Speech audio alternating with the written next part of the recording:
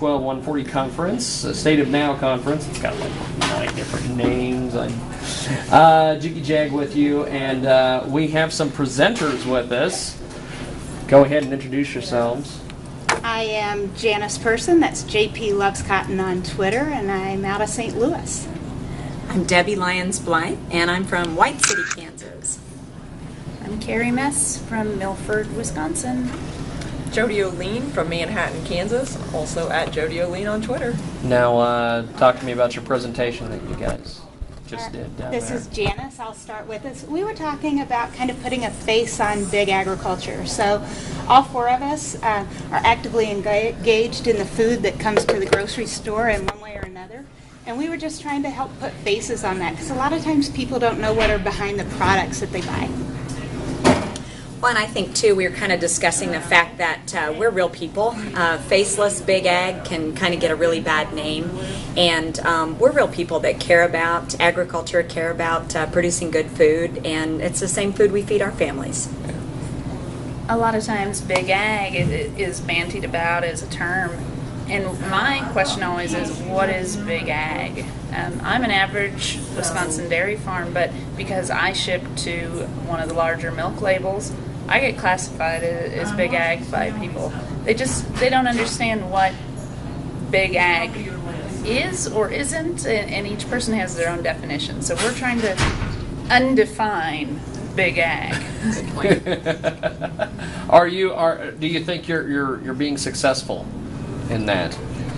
You know, I think today's panel was really fun. I saw a lot of kind of nods out there. I think there's always work to do, and I think that work needs to be done through relationships, and it needs to be done face to face. And I think that places like State of Now conference and gathering together and just kind of enriching those relationships is how we get it done. I think a big part of what we were talking about today, though, is also about all the other efforts people have underway. So, we each talked about our personal blogs or what we're doing with work, and Greg Peterson was up right before us, and he talked about his YouTube video. And I think when you look across America's farmers and ranchers, we're only 2% of the population in America, but I think more and more people want to tell their story. So they may be in, quote, the middle of nowhere of the Flint Hills or something, but they really want to help people understand what happens on their farm, because so frequently we hear these incredible misperceptions from other media, obviously not you. I don't know about that. No. Now, do you think that getting together and having panel discussions and things like this with people from the outside who are not in your industry, will they take that information and go spread it to their people? I got this. People want to talk about food. We're sitting here, we keep on saying agriculture and farming, but really what that boils down to is what we eat. And there's nothing more personal than what you choose to eat. So people want to know, they want to be connected a lot of the time, and that's what we're doing. We're offering a place where they can get information from the source instead of just going out to any old blog or getting information from somebody who probably doesn't actually know. I echo what she's saying. I think a lot of us have seen so many misunderstandings and things. And I grew up as a city kid. I didn't know anything about farming. My parents' idea of a farm was when we were driving down the road and there was a vegetable stand, and my mom thought we had really been farming it up. So I think there's a huge number of people in today's America that are really passionate about their food. And I think more and more they want to know your farmer. It's not just a tagline from the USDA. And farmers, big and small, want to help fill that knowledge gap. So I think that's what's really empowering is getting the real life connections too. I mean, we're all doing the social media connections, but things like this where you can see real faces. You can look us in the eye. We can look them in the eye and ask them about what they're really passionate about. That's where the real power is. Now, do you think that when you guys have issues that affect, agriculture and everything, can you take those to social media and have your followers and people really get involved? Like I think it was California was having some sort of amendment or something, or something. Proposition. Yeah, proposition they were. You know, I think the other gals have said it so clearly that everybody is really interested in agriculture, but the thing is not everybody lives near a farm or ranch, and so social media allows them to take a virtual tour and ask questions of the people that really know the answers.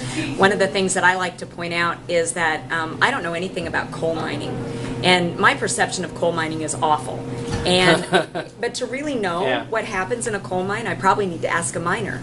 So if you're interested in what happens on a farm or ranch, I'd really appreciate it if you'd find a farmer or rancher to talk to. There you go.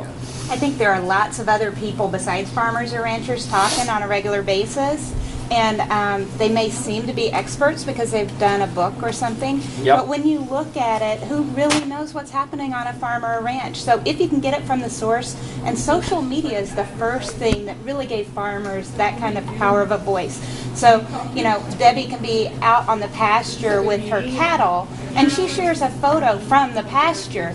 You know that's real. There's no question, and social media is what enables us that kind of connectivity. And if you want to call us big ag, fine, but understand that we're not against any type of ag. We're just about information. Yeah. We want to inform, and we're not against a small farm or an organic farm. That's not who we are. We're just about supporting agriculture as a whole. Well, as we wrap up here, do you guys have any final thoughts on your presentation, or? Can we do thoughts about being in Hutchinson again? Yes. This is my second year in a row, Go. Jiggy.